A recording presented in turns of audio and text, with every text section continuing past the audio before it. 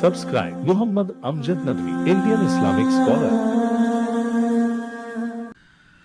أعوذ بالله من الشيطان الرجيم بسم الله الرحمن الرحيم وإذ صرفنا إليك نفرا من الجن يستمعون القرآن فلما حضروه قالوا أنصتوا فلما قضي ولوا إلى قومهم منذرين قالوا يا قومنا إنا سمعنا كتابا أنزل من بعد موسى مصدقا لما بين يديه يهدي إلى الحق وإلى طريق مستقيم يا قومنا أجيبوا داعي الله وآمنوا به يغفر لكم من ذنوبكم ويجيركم من عذاب أليم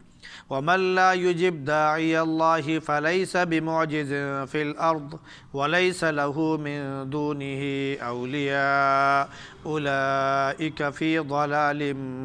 مبين.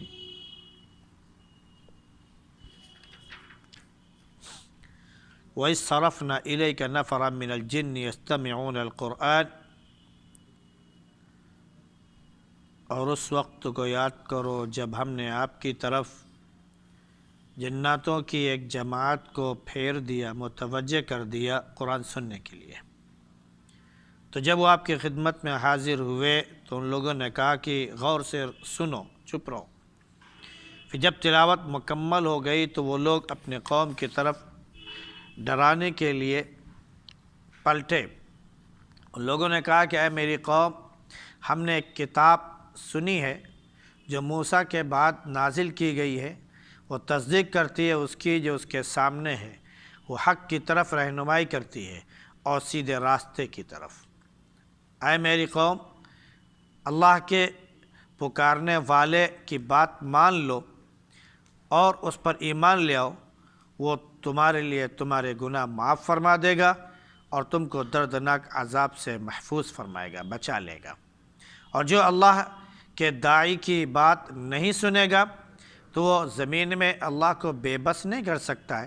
اور نہ ہی اس کا اللہ کے سوا کوئی دوسرا ولی ہوگا. وہ کھلی ہوئی گمراہی میں ہوں گے.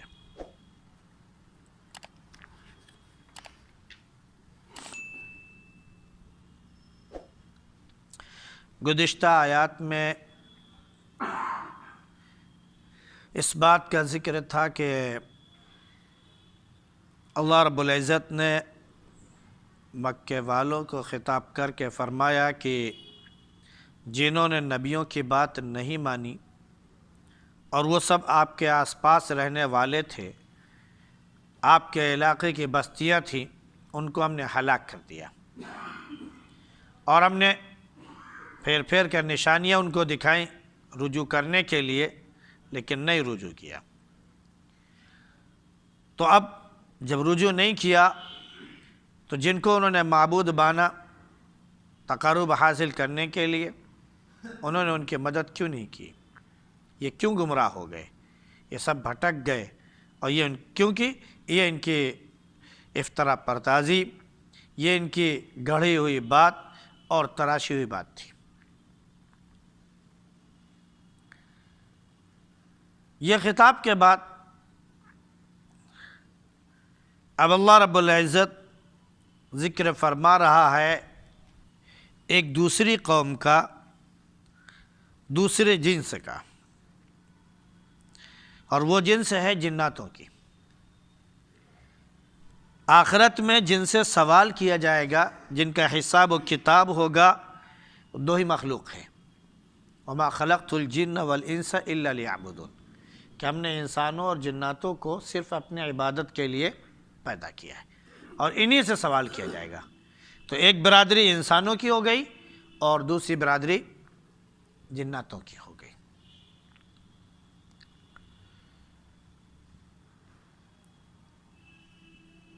یہ جو جناتوں کی آبادی ہوئی، ان میں بھی ایمان والے اور غیر ایمان والے دونوں موجود ہیں. غیر ایمان والوں میں سب سے بڑا سردار تو وہی ہے جس کو ہم جن اور شیطان کہتے ہیں، جو ہم کو ورغلاتا ہے، بہکاتا ہے، پھر اس کی اعلیٰ اولاد ہے۔ جیسے انسانوں کی اعلیٰ اولاد حضرت آدم علیہ السلام کی اولاد ہیں، ویسے ہی یہ جو جن ہے اس کو اللہ رب العزت نے قیامت تک کے لیے مہلت دے دی۔ آدم علیہ السلام کے زمانے سے جو ہے کہہ لیجئے کہ اس کو اللہ رب العزت نے قیامت تک کے لیے مہلت دے دی، اس کو زندگی دے دی۔ اب اس کی جتنی بھی اولادیں ہیں وہ آتی ہیں، بہکاتی ہیں وغیرہ وغیرہ، اور یہ اپنی حکومت اور اپنا حکومت کرنے کے لیے اپنا تخت جو ہے وہ سمندر کے اوپر بچھاتا ہے، پھر وہاں پر اس کا دربار لگتا ہے، وہاں سے جو احکام اس کے جاری کیے جاتے ہیں کہ تم کو اس علاقے میں جانا ہے بہکانے کے لیے، تم کو فلاں جگہ جانا ہے، تم کو یہ کرنا ہے، تو وغیرہ وغیرہ پوری ٹولی چلتی ہے۔ بہرحال ان میں سے وہ بھی ہیں جو اللہ پر ایمان لانے والے رہے، تو ہر دور میں نبی پر جن ایمان لائے، اور جن کو اللہ نے توفیق دی انہوں نے ایمان قبول کیا، اللہ کے وہ پرستار عبادت گزار بنے، یہاں تک کہ جب اللہ کے نبی صلی اللہ علیہ وسلم کا زمانہ آیا، آپ کی نبوت کا زمانہ آیا، تو اس وقت جناتوں کو آسمان پر جانے سے روک دیا گیا۔ قرآن میں اس کا ذکر کیا گیا کہ فَأَتْبَعَهُ شِهَابٌ مُبِينٌ۔ شہاب جو ہے چاہے ستارہ کہہ لیجئے یا ایک قسم کا قمقمہ کہہ لیجئے، جس کی ایک جھڑی لگی ہوئی ہے اوپر سے نیچے کی طرف۔ اگر ان جناتوں میں سے، شیطانوں میں سے کوئی بھی آسمان پر جاتا ہے فرشتوں کی بات سننے کے لیے کہ اللہ نے کیا حکم جاری کیا، لہذا فرشتے آپس میں گفتگو کرتے ہیں، جن کو ہم برج کہہ سکتے ہیں، وہاں پر کھڑے ہو کر، تو یہ آسمان پر جا کر ان کی باتیں سنا کرتے تھے۔ اور یہ جن جو ہے جو مشہور ہے، جس کا ذکر قرآن میں ہے، یہ تو جنت تک میں تھا، آدم علیہ السلام کو جا کے جنت میں بہکایا تھا وغیرہ وغیرہ، تو یہ آسمان تک جایا کرتے تھے۔ وہاں پر جانے کے بعد سنتے تھے، اور سننے کے بعد آ کر یہاں پر لوگوں کو بتایا کرتے تھے، ان کے جو نجومی جو کاہن وغیرہ ہوا کرتے تھے ان کو ساری باتیں، ساری خبریں بتایا کرتے تھے، کچھ سچ ہو جایا کرتی تھی، کچھ جھوٹ ہوا کرتی تھی۔ لیکن جب قرآن نازل ہونا شروع ہوا، اللہ کے نبی صلی اللہ علیہ وسلم کا زمانہ آیا، تو ان کو اس پر جانے سے روک دیا گیا۔ تو اب یہ تجسس میں پڑ گئے کہ آخر کیوں ہم لوگ اوپر نہیں جا سکتے، اور جیسے اوپر جانے کی کوشش کریں تو فوراً جو ہے وہ کیا بولتے ہیں کہ ہمارے پر جل جائیں گے، ہم بھسم ہو جائیں گے، ہمیں ختم کر دیا جائے گا۔ جیسے آج کل دیکھتے ہیں کہ سیریل چلتا ہے، ٹی وی میں لوگ دیکھتے ہیں، سیریل چلتا ہے، تو الیکٹرانک ایک وہ بنایا جاتا ہے کوریج ایریا، وہ اپنا جادو کے ذریعے وہ کیا دکھاتے ہیں کہ وہ ایک بندش لگا دی گئی، ایک دیوار حائل کر دی گئی ہے، جیسے ہی وہ اس کے پاس جائے گا فوراً جو ہے جل جائے گا، اسے پیچھے آنا پڑے گا وغیرہ وغیرہ۔ پری لوک ہے، دھماکے لوک ہے، یہ سب چل رہا ہوتا ہے۔ اللہ رب العزت نے شہاب، ستاروں کو متعین کر دیا ہے کہ اگر یہ شیاطین فرشتوں کی بات سننے کے لیے اوپر جائیں تو جس طرف سے یہ جائیں گے وہاں کا قریبی سیارہ وہ ٹوٹے گا، اور پھر اس کے بعد اس کا پیچھا کرے گا اور اسے جلا کر بھسم کر دے گا۔ تو یہ روک ان کے اوپر لگ گئی، بندش ان کے اوپر لگ گئی۔ تو اب یہ تجسس میں پڑ گئے کہ آخر یہ کیا وجہ ہے، چنانچہ ان کو پھیلا دیا گیا چاروں طرف کہ جاؤ دیکھو کس وجہ سے ہوا۔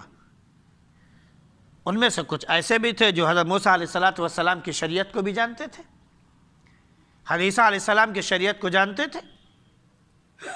تو جب وہ ہوتے ہوئے بطن نخلہ کے پاس سے گزرے، اللہ کے نبی صلی اللہ علیہ وسلم وہاں پر فجر کی نماز کچھ صحابہ رضی اللہ تعالی علیہم اجمعین کے ساتھ باجماعت ادا کر رہے تھے، اور آپ قرآن کی تلاوت کر رہے تھے۔ فجر میں تو زور سے تلاوت کی جاتی ہے، لہذا جہری نماز آپ پڑھ رہے تھے، تو یہ ایک جماعت جنوں کی وہاں سے گزری، تو دیکھا کہ ایک جماعت نماز پڑھ رہی ہے اور ایک قرآن پڑھ رہا ہے۔ تو ان کی سمجھ میں فوراً آ گیا یہی وہ نئی چیز ہے، یہی وہ نیا کلام، نئی شریعت، نیا نبی ہے جس کی وجہ سے ہم کو آسمان پر جانے سے روک دیا گیا۔ فوراً انہوں نے اپنے ساتھیوں کو مخاطب کیا، کہا آ جاؤ، جلدی آ جاؤ، یہ تو حضرت موسیٰ علیہ السلام پر جو تورات نازل ہوئی تھی یہ تو اس جیسی کتاب لگ رہی ہے، اس کے احکامات بہت اچھے لگ رہے ہیں۔ غالباً ہو سکتا ہے کہ جنوں کے متعلق جو آیتیں رہی ہوں وہ اس وقت اللہ کے نبی صلی اللہ علیہ وسلم تلاوت فرما رہے ہوں۔ تو انہوں نے سنا اور فوراً جو ہے وہیں رک گئے اور فوراً سب سے کہا خاموش، بالکل انصتو، خاموش ہو کر غور سے سنو، توجہ کے ساتھ اس کلام کو سنو۔ چنانچہ انہوں نے نبی کریم صلی اللہ علیہ وسلم جو تلاوت فرمائی اسے غور سے سنا۔ تو جب تلاوت مکمل ہو گئی تو انہوں نے اللہ کے نبی صلی اللہ علیہ وسلم کی خدمت میں حاضر ہو کر ایمان قبول کیا، ایمان قبول کیا، اور اس کے بعد جو ہے پھر وہ اپنی قوم کی طرف گئے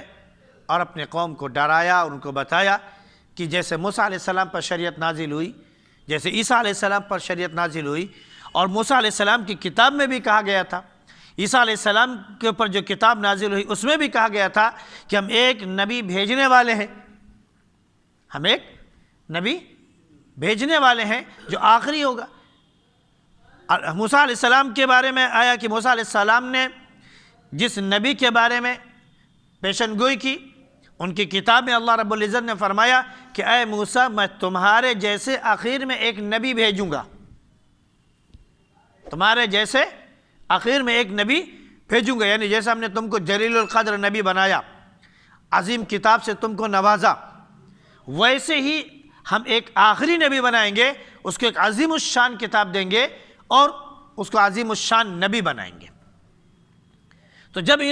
جنہوں نے سنا تو فوراً کہ اس میں کہ نہیں یہی وہی نبی ہے، فوراً وہ نیچے آئے، اللہ کے نبی صلی اللہ علیہ وسلم کا فرمان انہوں نے سنا اور آپ پر ایمان لے آئے۔ یہ اس وقت تقریباً 9 لوگوں کی جماعت تھی، جن میں سے ایک جن کا نام غالباً جو سردار تھا اس کا نام رضیعہ بتایا جاتا ہے، اس نے اسلام قبول کیا، اس پورے قبیلے نے، وہ پورے جتھے اور گروپ نے اسلام قبول کیا، اللہ کے نبی صلی اللہ علیہ وسلم پر ایمان لے آئے اور پھر داعی بن کر وہ آگے نکل گئے۔ اس سے اس بات کا اندازہ نہ لگایا جائے کہ یہی 9 جن ایسے ہیں جنہوں نے اللہ کے نبی صلی اللہ علیہ وسلم پر ایمان قبول کیا، بلکہ خفاجی کی روایتوں سے معلوم ہوتا ہے کہ اللہ کے نبی صلی اللہ علیہ وسلم کی ملاقات جنوں سے تقریباً 6 مرتبے ہوئی ہے، تو اس میں بڑی بڑی جماعتیں آئیں، انہوں نے اسلام قبول کیا، تو تعداد کے بارے میں اندازہ نہیں لگایا جا سکتا ہے۔ جیسے صحابہ کرام رضی اللہ تعالیٰ علیہم اجمعین اللہ کے نبی صلی اللہ علیہ وسلم کے زمانے میں تقریباً 1.25 لاکھ تک پہنچ گئے تھے، ویسے ہی جنوں کی تعداد بھی کافی ہو چکی تھی۔ اور اگر دیکھا جائے جنوں کی برادری آبادی کو تو غالباً انسانوں سے کہیں زیادہ بڑی آبادی جنوں کی ہے۔ اور جب زمین میں اللہ رب العزت نے انسانوں کو اپنا خلیفہ جانشین بنانا چاہا تو جناتوں سے یہ زمین باقاعدہ خالی کرائی گئی، جناتوں سے یہ زمین خالی کرائی گئی، ان کو پہاڑوں میں، جنگلوں میں، دریاؤں میں، سمندروں کی طرف ان کو دھکیل دیا گیا، یہ ادھر چلے گئے، یہ پوری زمین ان سے خالی کرائی گئی کہ یہاں پر ہم انسانوں کو آباد کریں گے۔ اور جس وقت اللہ رب العزت نے فرشتوں کو بھیجا گویا کہ ان سے مقابلے کے لیے، تو اس وقت یہ جن جو اللہ رب العزت کا منکر ہوا، اللہ کے حکم کا منکر ہوا، یہ اس وقت بڑا عبادت گزار تھا، بہت بڑا عبادت گزار تھا، تو اس کو فرشتوں کی صف میں شامل کیا گیا تھا۔ اس وقت فرشتوں کے ساتھ مل کر یہ جنگ کرنے آیا تھا اور جناتوں سے جنگ کی تھی، ہٹو، خالی کرو، اے اللہ کے منکرو بھاگو یہاں سے، یہاں پر اللہ رب العزت دوسرے لوگوں کو آباد کرے گا جو اللہ کے ماننے والے ہوں گے۔ سمجھ رہے نہیں؟ لیکن جب اللہ رب العزت نے اسی کو حکم دیا کہ میں حکم دیتا ہوں آدم کو سجدہ کرو، تو کہہ رہا اس کو میں سجدہ کروں جس کو آپ نے مٹی سے بنایا، جو مجھ سے پست ہے، میں اس کو سجدہ کروں؟ نہیں ہو سکتا۔ تو اللہ نے کہا بھاگ، تجھے میں نے مردود بنا دیا۔ یہی جناتوں سے زمین خالی کرانے کے لیے فرشتوں کے ساتھ اس نے جنگ کی، اور یہی اللہ کا منکر بنا۔ اللہ کے نبی صلی اللہ علیہ وسلم کے زمانے میں جن جنوں نے اسلام قبول کیا، ان جنوں میں سے ایک جن وہ بھی تھا جو اس جن کا پوتا لگتا تھا، اس جن کا پوتا تھا۔ جناتوں کی عمر بہت لمبی لمبی ہوتی ہے، 1000 2000 4000 سال تک جی ہیں۔ بعض لوگوں نے تو اس زمانے میں نے ان کی زبان سے سنا ہے کہ اللہ کے نبی صلی اللہ علیہ وسلم کے زمانے میں جو جن تھے ان میں سے کچھ اب بھی زندہ ہیں، واللہ اعلم بالصواب۔ ہو سکتا ہے جو اس کے ماہرین ہوں یا جو بزرگان دین ہوں، ان کی خدمت میں جو جن آئے ہوئے ہوں، انہوں نے بتایا ہو کہ میری عمر یہ ہے اور اللہ کے نبی صلی اللہ علیہ وسلم کے زمانے میں ہم لوگ رہے ہیں وغیرہ وغیرہ، تو ہو سکتا ہے، کیونکہ ہم تو بھائی نہ دیکھ سکتے ہیں ان کو نہ پہچان سکتے ہیں۔ جن لوگوں نے دیکھا ہے وہ جانتے ہیں اس چیز کو۔ تو بہرحال اس وقت جن کی ایک جماعت آئی اور انہوں نے اسلام قبول کیا، تو مختلف اعتبار سے ان لوگوں نے اسلام قبول کیا تھا، مختلف جماعتوں نے۔ یہ سب داعی بن گئے اور اپنی قوم کو جا کر ڈرایا اور بتایا کہ ہم نے ایک کتاب سنی ہے جو موسیٰ علیہ السلام کے بعد اتری ہے، اور وہ اپنے سامنے کی چیزوں کی تصدیق کرتی ہے، حق بات واضح کرتی ہے اور سیدھا راستہ وہ کتاب دکھاتی ہے۔ اے لوگو، اللہ کے اس نبی کی، اس پکار کرنے والے کی بات مان لو، ایمان لے آؤ اس پر، اللہ تمہارے گناہ معاف کر دے گا اور تم کو دردناک عذاب سے بچا لے گا۔ لیکن اگر نہیں لے آئے تو یہ سن لو کہ تم اللہ کو بے بس نہیں کر سکتے، اللہ کو بے بس نہیں کر سکتے۔ اللہ رب العزت نے شیطان کو ایک طاقت دی ہے، وہ وسوسہ ڈالتا ہے ہم کو دیکھے بغیر، مطلب ہماری نظر میں آئے بغیر۔ وہ ہم کو دیکھتا ہے، ہم اس کو نہیں دیکھ پاتے۔ وہ تو ہمارے ایک ایک نس کے اندر خون کے ساتھ وہ دوڑ رہا ہوتا ہے، وہ ہمارے دل پر جا کر بیٹھا ہوا ہوتا ہے۔ جب وہ اللہ کے ذکر سے غافل دیکھتا ہے تو فوراً جو وہ ڈنک مارتا ہے اور ہمارے اندر وسوسہ ڈالتا ہے وغیرہ وغیرہ۔ اللہ کے نبی صلی اللہ علیہ وسلم نے مختلف اعتبار سے اس کی حیت اور شکلیں بتائی، تو یہ وسوسہ ڈالتا ہے، لیکن اس کو اللہ رب العزت نے یہ قدرت نہیں دی ہے کہ کسی کو گناہ پر زبردستی لا کے رکھ دے۔ جیسے نبی کے بارے میں اللہ نے کہا کہ اِنَّكَ لَا تَهْدِي مَنْ أَحْبَبْتَ وَلَكِنَّ اللَّهَ يَهْدِي مَنْ يَشَاءُ۔ نبی زور زبردستی کر کے کسی کو ہدایت پر نہیں لا سکتے۔ ایسی شیطان کے بارے میں بھی اللہ نے کہا کہ شیطان زور زبردستی کر کے کسی کو گمراہ نہیں کر سکتا ہے، کسی کا ہاتھ پکڑ کے یہ نہیں کر سکتا کہ کہہ سکتا کہ تم یہ کام کرو۔ وہ وسوسہ ڈالتا ہے، ہمارے جذبات سے وہ کھیلتا ہے، ہمارے اندر احساسات پیدا کرتا ہے، برائی کی امنگیں ہمارے اندر وہ پیدا کرتا ہے، پھر ہم اسے خود بخود جا کے کرتے ہیں، پھر ہم جا کر اسے کرتے ہیں، اور پھر اس کے بعد کہتے ہیں کہ شیطان نے ہم سے کروایا ہے۔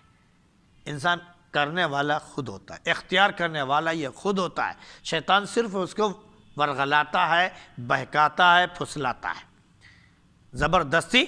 نہیں کرا سکتا۔ یہی وجہ ہے کہ انسان سے اس کے برائی کے بارے میں یا اس کی اچھائی کے بارے میں پوچھا جائے گا، کیونکہ جو عمل یہ کر رہا ہے، دانستہ کر رہا ہو یا نادانستہ کر رہا ہو، جان بوجھ کر رہا ہو یا انجانے میں کر رہا ہو،